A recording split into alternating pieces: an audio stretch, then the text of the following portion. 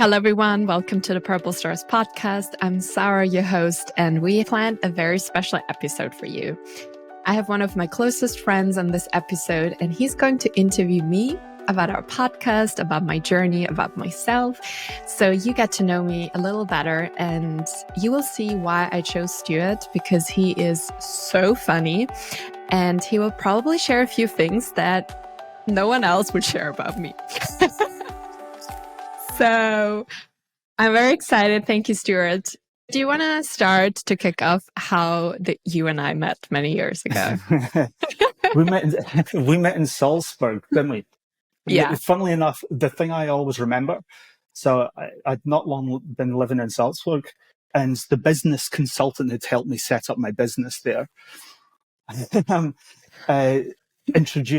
"Oh, you need to meet my friend Sarah." And I was like, "Cool." So we met up in this coffee shop, and yeah, we've been talking for about 4 years since. And I mean literally 4 years without breathing. The conversations continued. I'm so bubbly. La, la, la, la, la, la, la, la. Exactly. The funniest thing as well is, quite possibly the most Scottish first name for an Austrian I've ever met is who introduced us. Her name is Agnes. I'm like, I thought this is a joke. The Austrian government have given me an Agnes to help this Scotsman become part of Salzburg life. But I always remember the first conversation we had, because within about half an hour, we got into spiritual stuff. We're talking about my tattoos. You were asking where I got my tattoo, because your brother... See, I remember all this stupid stuff. Your brother likes tattoos. But then you start to tell me about this idea you had. It wasn't called Purple Stars at that point. Yeah, but, true. You were telling me immediately about this thing. I was like, oh, I like this. I like this person. And ever since then, I always remember as well, you kind of used my dogs as for feedback in that research earlier periods. So like Malik, I've got the rescue dogs, and she was so anxious and stuff, but Cam really helped. So yeah, it genuinely works, folks. It genuinely works. Otherwise, I wouldn't be talking to Sarah now. I'd be so angry. I didn't pay. By the way, I didn't pay him to say that. Yeah, it was. No, she never pays for anything. Yeah. So true. Hi, can you please take pictures? Can you please help me with that? I mean, that's how you do a startup. That's friendship. That's his friendship. Yeah, it's interesting, because someone asked me how I came up with the idea for the podcast, and I remembered it's like when we met, I still called it Dogspiration. Like how all the lessons we can learn from dogs. That was the very beginning. We did a few posts on Instagram, and looking back, I also think it was not the right format to really get the message across. Like, it really needs audio, it needs video, it needs interaction with different people and a conversation around it for people to connect with that depth. So I'm so glad that even in the beginning, when it was just a very small idea, you seem to be so excited. I'm not always sure if you're really excited about my ideas, but the reason why I always call you when I have new ideas, because you at least pretend they're good. No, I was genuinely excited. I don't know if I ever told you, actually. So I grew up in a house full of animals. My dad was a vet. And my mum, on the other hand, was like this hippie-ish type person. So obviously the way you speak with spirituality, and that is something I understand, but then crosses over with what I grew up with animals. And we had a lot of troubled animals in the house. And so when you're talking about healthy ways, holistic approach to animal welfare, I was like, that's my kind of person. I think that's genuinely exciting when someone tries to do something different and in a healthy way. And that always stuck. And that's everything that your approach has been from how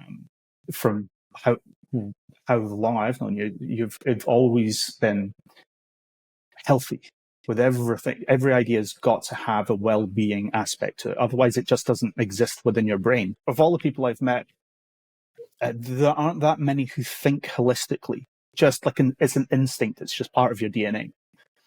And that's, from what I've observed, and it'll sort of lead to the questions I'm going to ask, because that holistic approach to whether that is the interaction between human and animal, and then the well-being, it's not just about how do we make a dog feel better, how can we do this in the healthiest of way, organically.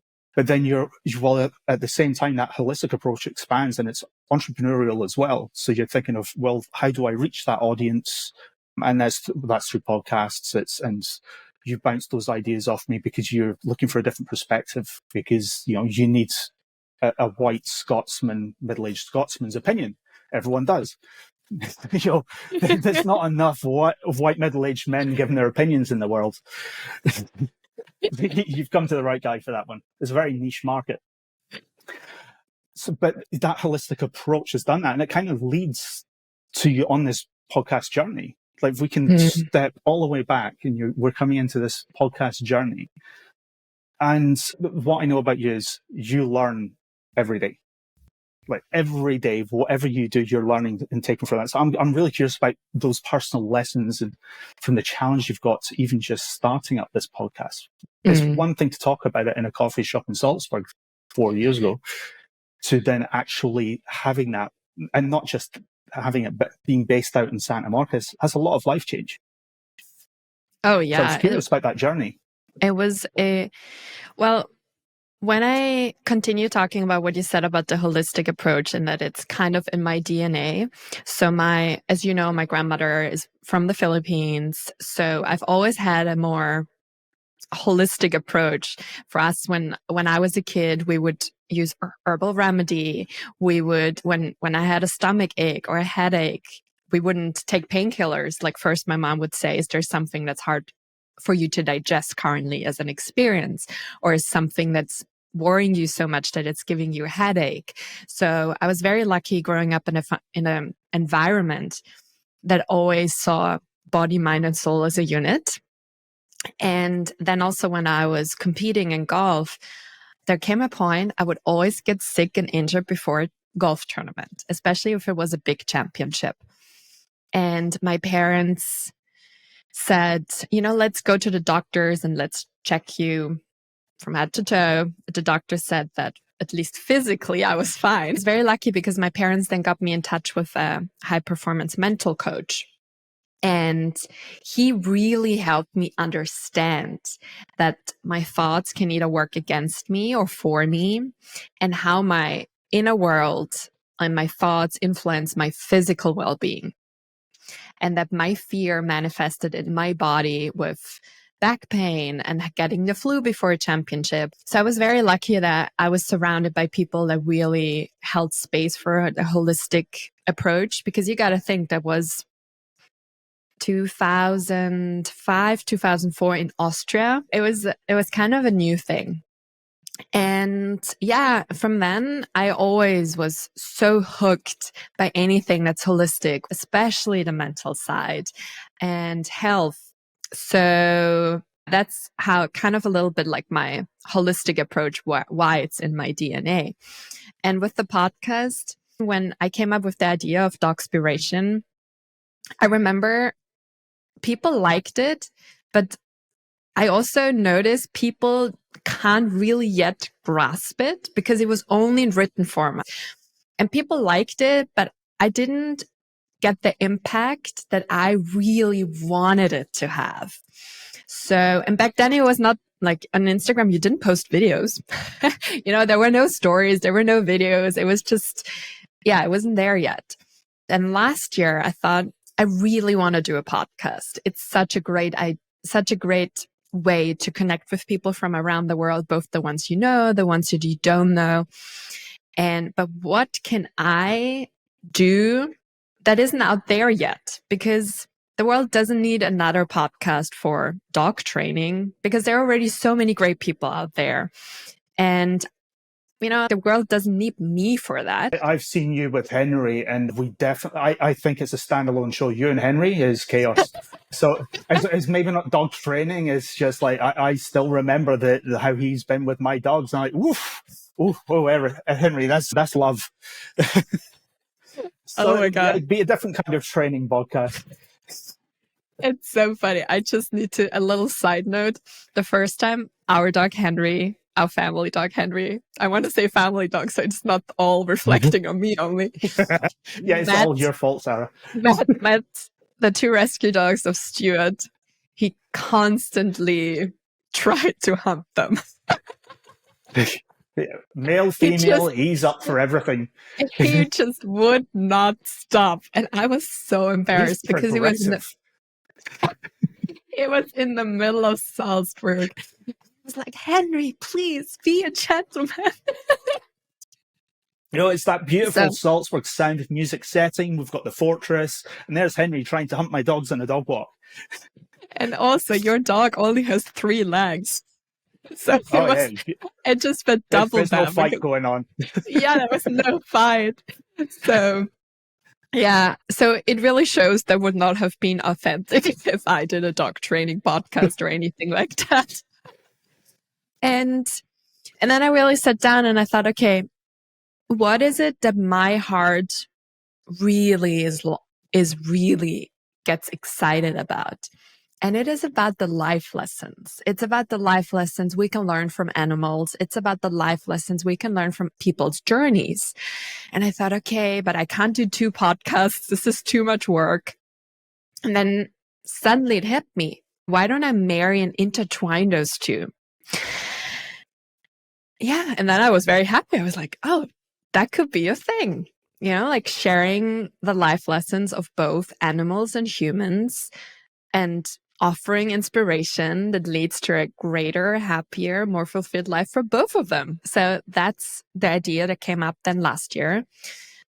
And it took a while to really finalize the audience and really fine tune what are their challenges, both with the pets and their personal life and professional. And then also thinking about the name, and then I talked to my friend. I came up with all sorts of ideas, and she said, "Why don't you just keep it simple and call it like your brand, the Purple Stars Podcast?" And I said, "Oh yeah, actually a good idea. Just keep it simple. You don't always need to come up with something crazy." And I just want to ask, what is the craziest name you came up? What is the worst title you came up with for the podcast? I want the worst one. I think the worst one was actually coming from you. Remember, it was. What did I do? No. Remember, we had a conversation about this, and we came up with like who let the dogs out, and you're like, why don't we call it Doggy Style? That's still genius. I tell you, people they will listen to it. They might listen to it once, but they will listen to it. Well, I did consider it. I did a check online, but unfortunately there were already plenty of podcasts with that name. Otherwise, did you listen to them? No, because I was so upset that the name was taken. Yeah, so I'm curious. To genuinely ask it, it's not just humor, but like a genuine question: how much did the change of environment, so moving from Austria out to basically the media center of the world, like how much does that then shape you to move the podcast idea? Because what you're then surrounded with is just people that work in media. They're media savvy, the ideas, the conversation, even in a coffee shop, even walking dogs just out for a run, it's media everywhere. So does that then affect you to then actually make this happen, put it into practice? It gave me a big boost because Santa Monica is, it's all about holistic. It's all about health and people.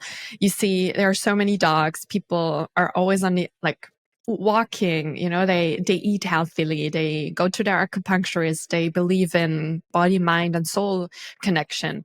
So it just really, it felt almost if I have more space to breathe and more space to expand my wings.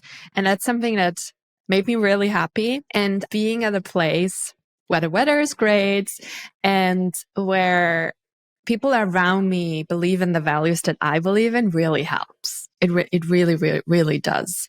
But yeah, maybe also coming back to the question when you asked me about the challenges, one of the biggest challenges for me was the technical part. Because I'm used to being a speaker since I'm a coach, but how do I do it with the microphone and the headphone, and which platform do I use to record? So it was all about that. And then there came a point I got really, like, I don't know, just I started to be so much in my head to make it right.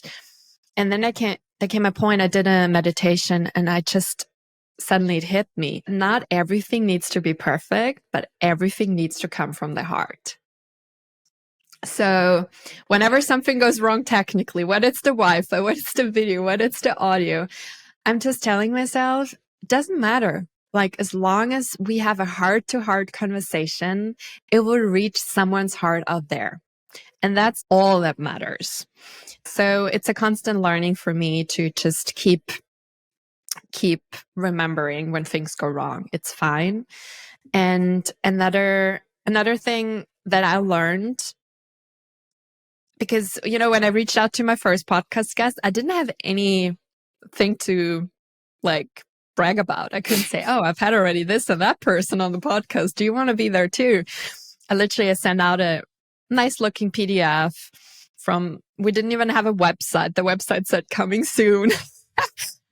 But then I remember all those people also once got a chance when they started. And I'm sure some people out there remember that and then give us a chance as well. So, and it's great. I have a lot of guests, and it's not as difficult as I thought. And I think it's just such a great encouragement for people. Just start with whatever you have. If it's one white wall, if it's your iPhone, because I'm, recording on my iPhone, and one microphone, that's all it needs. And then learn on the journey while you're walking, because each episode we have a feedback loop, whether it's technically or the guest saying something, hey, you could improve this and that. Like, just learn while you're walking and don't sit there thinking about it too long. It's really something not something I learned, but something I felt again, how important it is just to keep moving when you have an idea. You're already doing so much. And I know how bad you are with technical stuff. I know from firsthand experience how time consuming it is trying to help you to understand technical stuff. So bear in mind how long that takes. And then you're adding in running the business. You're right. You're still coaching high performers, and you've got a podcast. How are you sort of managing the passion and the time involved for all of that? Because when you do something, you really put everything into it. So how do you manage it? Because that can be exhausting mentally as well as physically. It's a really good question. So last year in December, just before Christmas, I sat down and I was thinking to myself, wow, I'm so glad Christmas break is around. And it was one of the first times that I was excited about a break. And I thought, why is that? Because I'm always so excited about work and so passionate. I don't care if it's Sunday, Monday, Wednesday, or whatever day it is. And it's very unlike me to not have that fire about work. So I really took some time to reflect on that. And I noticed I have too many balls that I'm juggling, because I was coaching a lot, also working on the book, and then Purple Stars. It was just a lot. And then there came a point I thought, okay, 2023, I need to prioritize. I can't give up any of them because it will break my heart if I had to. It's a little bit like having kids, oh, see you next year. That just doesn't work for me emotionally. So I made the choice and the commitment to really help Purple Stars grow and to have a real focus on it. And also, if you have a great product, a great team, you owe it to them and also yourself. And I thought, okay, I want to really help Purple Stars grow up. And once it lives on its own, I can then pick up again more coaching. So what I did throughout this year, I reduced my coaching. I really focused on purple stars, started also the podcast. And I think once things are rolling, like for example, this podcast, it will still be a lot of work next year, but it's already a setup. Like we have figured out a certain amount, and next year is about improving, but not building from scratch. I just had too many things coming from scratch, and it's overwhelming, especially if you were the idea person behind all of that. So prioritizing really, really helped me. And also being honest with myself that it's too much, because in January in the beginning, like the first 3 weeks, I felt really down because it felt like a defeat. But then I thought, what would I be telling my clients? Sometimes you gotta prioritize, and sometimes it's prioritizing your health. Sometimes it's the relationship. Sometimes it's the move. So I do think what helped me was being honest with myself and others, and then being all in. And the only reason why the podcast, because we started in October and we have now listeners from over 40 countries. And I think one of the reasons really is that I was all in, because then you get guests that are all in. You have listeners that are all in, and it's just a ripple effect. And you can't expect, it's a little bit like a relationship. You can't expect others to be all in if you're only like, I'll see you on the weekend. So coming back to your question is being honest, prioritizing your balance, and also knowing it takes all of you to get all of it done. You know, to really know, okay, if I want this podcast to be a success and to really inspire a lot of people, I need to be all in. That's you. And then, like, even one conversation with you is never just a passing conversation. When you and I talk, we both have that rule of, the mobile phone is kept away, the cell phone's out, because we're in that moment and given everything. So, and I've seen you do so much, and you do, and like as a friend, I've been concerned with like that you can burn out. I mean, I've burnt out enough times. We've talked about that. But and that can be a struggle, and I've seen it in the past where you've not necessarily recognized it, and then I've then observed how you start to recognize when you're doing too many of different things. How have you sort of embraced all of those different aspects, those inspirations, those interests, those passions that you have, and sort of embraced all the complexities that make you who you are, rather than just trying to fit into what is quite a structured society, particularly coming from Austria and Salzburg, which is far more structured by nature. Like, how have you managed to do that? And, is there anything that you've learned that you would like to share with other people that can help them where they're trying to do these different things, or they haven't learned how to embrace them yet? And they feel kind of trapped by society's conventions or family conventions even. Really good question. So I think what really helped me, as you know, my grandmother died of cancer, and it was a big lesson for me to take, as much as I want to be of service to others, I need to make sure I keep charging my own batteries, filling my own cups. So it's one of my lessons to really find that balance and that harmony, and always remembering I can only help others if I'm happy myself, if I'm strong.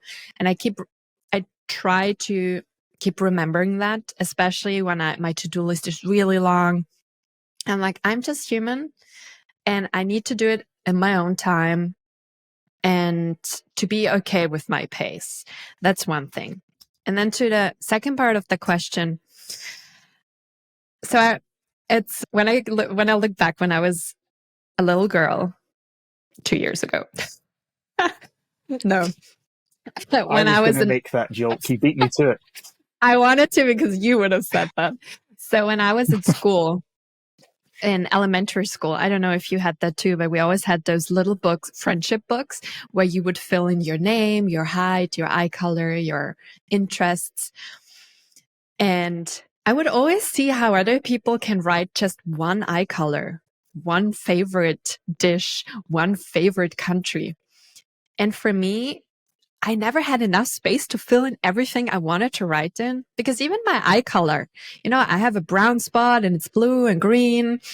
And then and also because they sometimes ask about the family, I'm like, wow, my grandma's from the Philippines. My granddad is from the UK. The other part of the family is from Austria.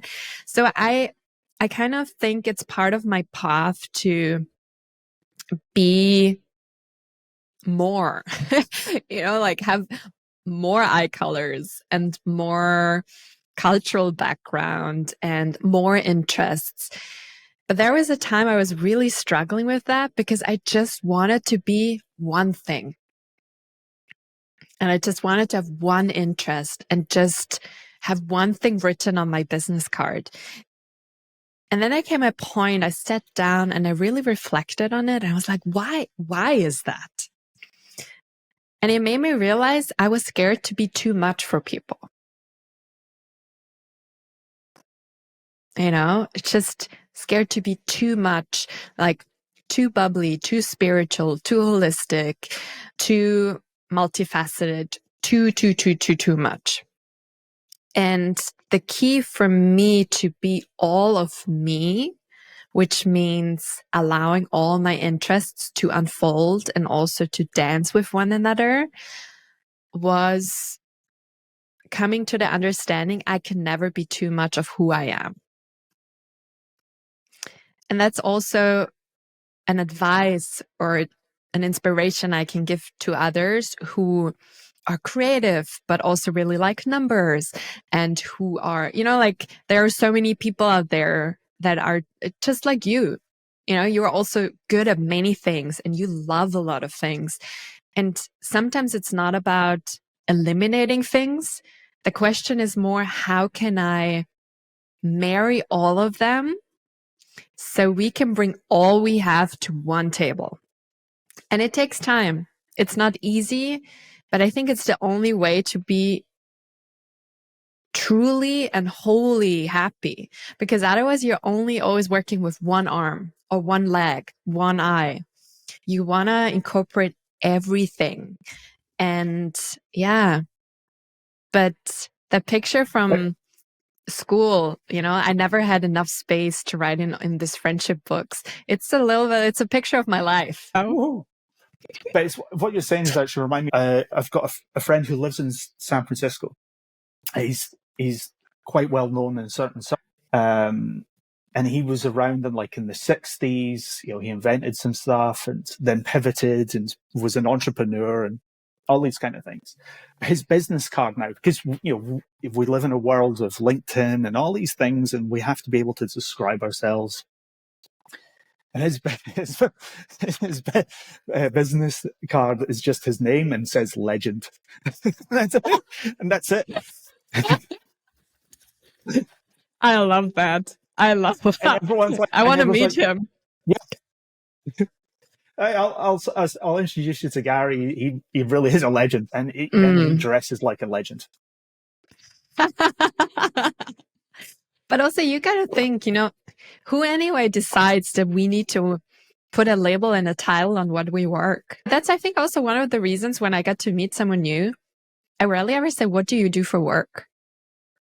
I always say, what excites you? What are you passionate about? Are you happy in your life? It's more that, because everything else is just, the thing around. I want to, yeah. So that's why I think it's, yeah. It's one of those things where I do believe society, has evolved and changed so much with technology. And rather there be slower progression in society from generation to generation. So grandfathers to fathers to sons. It's now the progression within a generation is so quick that people are still expecting things to have one job title and that's what you do. It's irrelevant, but they still have influence over what society, however that may form, expects. And we still feel that as pressure, and particularly as we're younger, we feel the expectation and pressures from teachers, from our neighbours, everything. And that shapes us. I always come back to thinking of you within Salzburg, and I've met your mum, and who is so open to, you can do anything. But my God, she terrifies me too. Honestly, your mum is a force of nature. There is no stopping anything when your mum's involved. And I just find that that environment you grew up in so different from the city that you grew up in. And now, and this isn't, we've spoken like a little on WhatsApp. And in fact, I spoke to you just last winter when you were in a cabin as well before Christmas, probably when you were having that downtime. And the change I've noticed in you, the person you are, this version of you now, compared to even just a few years ago, it feels more like you. You're starting to, flourish. That's the way I see it. I feel a big sense of freedom. A big sense of freedom, because before California, I was living in Germany, and it was different. Maybe it's also about me. Maybe I didn't have the courage to be all of me. But now, I in one conversation, I'm happy to talk about my spirituality and my business and my travel experience and grief and culture, just like all of it. And also when you met me, I was probably one of the lowest times in my life, because it was just, I think, a few months after my grandmother passed away. And it was my first big grieving experience. And as you know yourself, it shakes everything. Like, it changes everything. So it took me a while to get back on my feet and to regroup myself because I think grief is almost like a puzzle. You got to put all the pieces back together, but the puzzle doesn't look the same as it did before their death. So you don't really know how and where and what the pieces look like and where you need to put it. So when I think back, we met 2019, and it's so much has changed in those 4 years. And you have been a friend throughout so many phases. And I'm really grateful. I actually hope everyone has a Stuart in their life. I really, I'm not saying this to brag about you, but you were funny, but also you know when to give me tough love. Like, okay, now it's enough. But also, when to really hold space for my emotions and when to help me explore things. And there have been so many questions I've been asking myself about grief and about my identity and about being a coach and about making transitions. And it's just so good when you have, besides your own family, also other people that you can talk to about questions who have experienced the answers unfolding in their life. Because that gives a lot of boost and hope. Okay, one day it will get better. You will feel better. You will figure it out. And also, it's normal. I always come back to retrospectively, as time has passed, people look at the pandemic a couple of years and COVID. But because we were fortunate enough to live close enough, and as things first started to lift, restrictions wise, that I think that cemented our friendship more. Because there had been I remember bringing something round to your. I remember. So here's a little story. You might not even remember this. This is one of the most sairest stories I can think of. Oh God, I'm scared. The pandemic. Now. This is for you. This is for you, viewers. This is for you, viewers and listeners. However you absorb this, this is for you. So it was quite early in the pandemic, and we were, we were both taking it very seriously, the restrictions. There wasn't much known on how safe things were. But you'd realize that if I remember, it was a flower shop, a local flower shop was just going to chuck things away. And that wasn't good enough for you. You wanted to do something. So you and your mum went and managed to, with the restrictions in place, collect those flowers, and then you put a campaign out to just raise funds. I can't remember the cause. And then you delivered those flowers to people, all within the COVID restrictions, because you care about your community, you care about the empathy within you, was realizing what the loneliness some people would be feeling. And all of those things, so you put into practice, even with those restrictions in place, a way to help people through that, while also guarding and protecting the community as well. And that to me is one of the most you things going. So actually, it wasn't an embarrassing story; it's a good story. Surprisingly, I'm not here to embarrass you all the time. It's actually such a beautiful memory. I remember my mom and I, we were driving in the car, just coming back from the groceries, and we passed this actually wholesale flower store, and they were about to check out all those beautiful flowers. So we stopped and we said, "Oh, what are you doing with the flowers?" And they said, "Well, unfortunately, we got to check them out because all our customers, no more need because the events are not happening and everything." And I said, "Wow, we can't do that." And then my mom had the idea, yeah, why don't we team up with one of the influencers, that has a big audience in Salzburg and also in Austria in general, and offer that we do a flower delivery service, keeping the distance, and whatever they give, whatever they can, and all the money will get donated to a charity with kids with cancer. And I said, "Okay, great." So the boss of the flower place came out and she said, "Well, if you can pull it off within 24 hours, good for you. I'm on board." So I sent, her name is Karen. I sent her a message. I said, "Hey, would you be interested in promoting this on your social media? Because we need the audience for people to really know." And she's like, "Yeah." And I said, "Okay, just put it up and say people should send me a private message." Oh my God, my inbox exploded. It was insane. So for 2 days, from early in the morning till it was dark, my mom and I delivered flowers, and my mom made even bouquets out of the flowers. It was so, so, so beautiful. And some people cried because they haven't seen anyone in a long time, and they weren't able to see people from their family. And some people let people, they said, "Could you please deliver flowers to my grandma? Or could you please deliver flowers to my mom? It's her birthday and I can't see her." So it was, for me, such a beautiful experience that we could contribute a little bit of love. But actually what we got back was much more.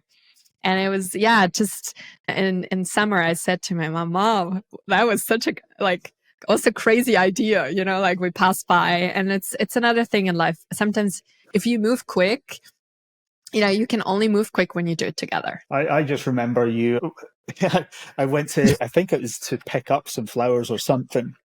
And I just having a conversation, shouting through your window. From me on the outside and you in your living room, and your mum sort of facilitating between us. But it's out of interest. I remember, so as restrictions started to come down, we would spend a bit more time together and we'd sort of walk around the old town of Salzburg. And we would talk about those dreams of where we wanted to be. How have your dreams changed since then? How have my dreams changed? I think at my core, it's still the same. When I was 26, on my 26th birthday, which was 5.5 years ago, I wrote in my journal. So I do this every birthday, what I want for my new year. And I remember writing in my journal, "Dear God, please help me that one day when I leave this place, that some people are happier because I was here. So that's really what gives me the biggest joy, is when I can contribute love and happiness and joy to the lives of others, whether it's humans and pets. The only thing that changed is how I do it.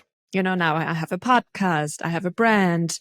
So it's more the how that evolves throughout the time, because it's at some point I might be a mother and I'm contributing through, I don't know, maybe I do a crafts afternoon with the kids' friends.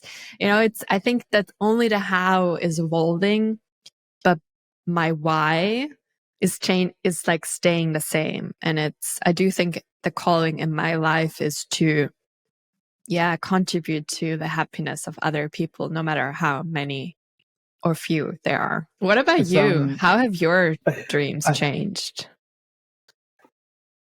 I don't dream. I'm an insomniac. I'm awake all the time. Such a you answer. Yeah, my dreams are just lucid nightmares. That's for another episode. Yes, completely. My dreams, they're constantly evolving. But at the core, I guess it's always the same. It's interesting because I don't think we've never talked about this. There's been a basic philosophy in my life where it was, I just want to, and I've thought this way probably since my early 20s, that I just want to leave this whenever I go. I want to have contributed in a positive way, so it's less bad than it was when I was on the planet. It's funny how when I say it, it sounds like a miserable old Scotsman compared to you and this positive, like, yeah, the world's going to be better because of me. And I'm like, I just think it's a little bit less bad than when I was on it. But it's the same message. It's the same message, but I think yours sounds actually more humble. I should say that in the future. I want the world to be less bad. But I'm not swearing. I would be swearing normally. But I think it's quite a simple way, because what that does is it enforces that every interaction you have with someone, if you make them feel positive in that interaction, and that doesn't necessarily by being nice, it's about being authentic. If they know that they're important to you in that moment, however that conversation goes, no one can really feel bad. I think the worst thing is feeling unseen, unnoticed, and being a nuisance. So I think if you focus things onto those immediate interactions and keep it small and simple, bigger dreams can be achieved anyway. But I truly believe there's nothing bigger or better than when you make someone feel good. If you make individual people feel good, how many people's paths you cross, the world is more positive, and ideally they will pay it forward and make someone else feel good. It's a simple principle, I guess, that can impact in a wider scale. You're doing a podcast, I can't. You're the only person in the world that would get me on this podcast. Well, technically it was your mum. She WhatsApped me and said, Sarah's asked you to do a podcast, you're doing it. Yeah. So for me, that is, those interactions are personal, and it's one-to-one, small groups. You have more of a confidence and comfortable nature to you that can reach out wider in one go. And I've always respected and admired you for that. And to be honest, I find that a little bit sickening. I find it really annoying how good at stuff you appear to be. And I need to know, tell me something new that I don't know about you that you're just terrible at, like embarrassingly bad at. And I don't mean technology and lights and all those things. I know that. I've lived through fixing it for you.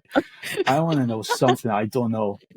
Like, truly, what embarrassing thing that you should be good at that you're bad at? There is so much I'm bad at. I actually think there's more that I'm bad at that I'm good at. So for example, but I don't know, maybe you know that already, but I have 0.0 sense of direction. When I mean 0.0, it means when I'm driving somewhere every time it looks like a new place for me. Like I get lost. I need to use my GPS on my phone all the time. And it's not because I'm daydreaming. It's just because when God gave people sense of direction at their birth, I was not present. I really wasn't present. I remember when I got my driving license many, many years ago, my mom said, okay, so this is the first time you're now driving on your own. Could you drive to that one place? I said, sure. And we have been to that place around 1,000,000 times together. And back then, it wasn't that normal to have a GPS on your phone and Apple CarPlay and all sorts of things. So round trip usually would be like 25 minutes. I came back after 2 hours because I have no sense of direction. No way. And I don't know why, and the funny thing is, some people in my family have it so spot on. They remember everything immediately. For example, my mom. But my dad is like me. So when my dad and I travel together, it's the worst. Like it could happen that we end up, I don't know, in Hungary instead of Spain if we didn't have a GPS. I was so bad at that. It's embarrassing, actually. Oh my goodness. I can only imagine what it's like to be your mum in the car with you and your dad on a road trip. She's like, left. I just told you. I mean, we've been here. Yeah, I'm so bad at it. And then I'm also really bad at playing the piano. So before that doesn't count. I mean, that doesn't count. My teacher said if I don't start practicing, that was like, I don't know, 20 years ago, practicing more, he will stop teaching me. I think there's hardly ever any teacher that says this to a 10-year-old girl. So you must know how bad I was. Or maybe I was bad at practicing. I just didn't want to. I only practiced when he came every Tuesday for 30 minutes. We've talked about Henry a little bit. And bear in mind, this is meant to be about dogs or animals as well as just your awesomeness and terribleness. And we know that Henry has enjoyed my dogs. What other embarrassing moments have there been with you and Henry? Well, actually, it's one thing I can think of. It was also with you. I don't know if you remember, but we walked in the old town and there was this big fountain. And we wanted to take a picture. I remember. We wanted to take a picture with Henry. And there was so much police around as well. And he just decided to jump into the fountain and not come out again. And I felt so embarrassed because it was like this sightseeing fountain. And then the police looked at me and people looked at me, and especially the older people, like, oh my God, what is she doing? And I was like, Henry, please come out. And the more I said, please come out, the more he enjoyed being in the fountain. He was just like, his tail was wagging and you just couldn't stop laughing. Oh my God. It was, it was funny, but embarrassing. I remember that. Yeah, you were not helpful at all. The part I loved best was when he was doing the back crawl and blowing water out of his mouth.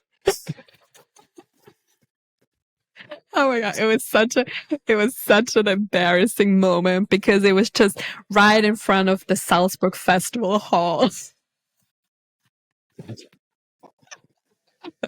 And so many people dressed up nicely and my dog just jumps in there. Yeah. So, but again, he's a family dog.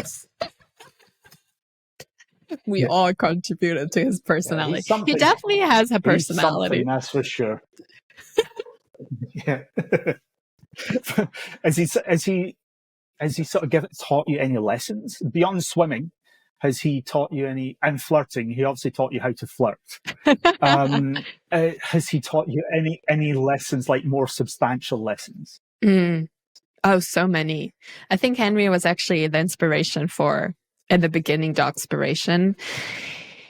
He is, I mean, I think everyone says that about their dog, but he's just a bundle of love. And it's amazing how he can feel when someone is not feeling well. And he immediately knows when to come over or when to give people space. It's amazing. And he really showed me how we don't need to find the right words to make someone feel better. We just need to offer our undivided presence. Because also after my Lola passed away, it was amazing because everyone grieved differently in my family. You know, some people needed more the togetherness and some people more being alone. And Henry really knew who needed what. And yeah, and sometimes he even feels when I'm not feeling well without me knowing it. You know, when you have this busy day running around and it only hits you in the evening, he would come throughout the day and put his head on my lap almost, hey, let's take a breath. You need a little bit of a break. So that's probably one of the biggest lessons and gifts he has given me, especially, is in order to make someone else feel better and to make them feel seen and heard, it doesn't need words. It just needs your genuine presence. And I'm going to steal a question from your past podcasts as well, where you Hopefully none of the bad ones. This is nice. No, you don't ask bad questions. That's a lie. What question would you ask Henry? If you could ask one question and him to answer back at you, what question would that be? I would ask him, are you happy? And are there things that we can do for you to be happier? Or maybe are there things that we do to make you happy, but they don't make you happy? Yeah, I think it's really the happiness that I would have. These are more questions, but I could make one really long questions out of it, right? One really long question. That's you. Yeah. No comma, no punctuation, no question mark. Yeah, I would love to talk to him about happiness. And okay, now put yourself in Henry's mind. What would be the one question he would ask you? Why are you so crazy? He's like, girl, like, I don't know how you do you.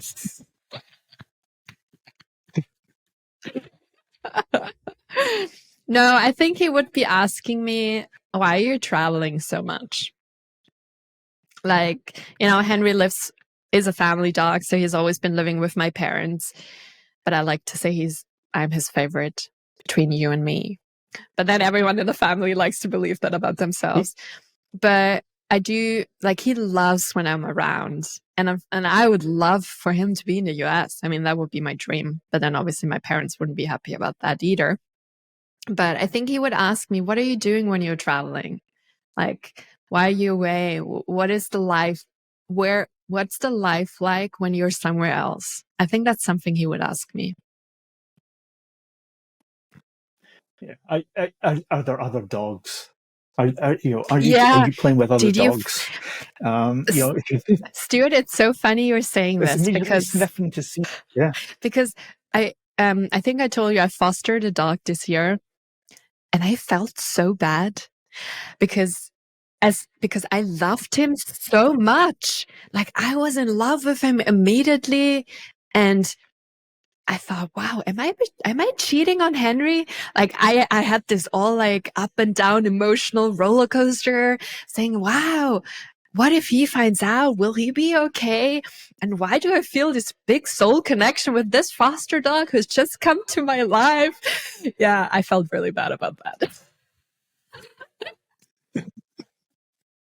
Yeah, I'm not even kidding, as you know. I always remember, if I go out for whatever reason, and you know Mala, she's she's old and grumpy, and she's the boss. Mm-hmm. And if I go out, there's a look of all right, and then you've been with other dogs. She just knows. She sniffs it. And she's like, that was a beagle. That's a gold. What? I don't like golden retrievers. You've touched the golden like that. You just see it in the eyes, and then she just walks off. How dare you? Yeah, she gives you silent treatment. But Don't yes, you they dare know. do that again. Yeah, just stop. Exactly. How dare you? My sworn enemy. And there you are, tickling the belly. I can smell the belly in your fingertips. And the reason why I'm laughing is because I know this is the reality. It really is. Everyone who's got dogs knows what it's like when they come back in. Oh, yeah. I don't think they're happy to see us. I think they're first checking, is there another dog? Mm-hmm. Worse, is it a cat? They're smelling for cats as well. Was it a cat? No, that's it. That's it. For the silent treatment, until you give them a treat, that's them not speaking to you again. Oh, yeah. Henry's the same. Yeah. I've got one more question to ask you. Let's end it nice and light. Ooh, that's good. If you had superpowers, what would it be, and what would be the superhero name? So, I would probably be drama queen. Well, I mean, let's be realistic. Well, let's see if you agree. I would change that to straight up. Forget drama queen. Drama queen's too. No. You're more diva. Either way, but maybe let me just quickly explain. I think I'm a big lover of emotions, so I feel emotions very intensively. Like I can feel like someone's sadness and like also happiness and joy and grief and everything. So that's what I say is like, I can feel it heightened. But also I think what my superpower is, I can find the goodness in the drama. And when I mean drama, like real drama, I can find the light in the darkness. And I would say that's one of my superpowers, that I really believe that life is my friend. Was that a good answer or not? That suits you. Yeah.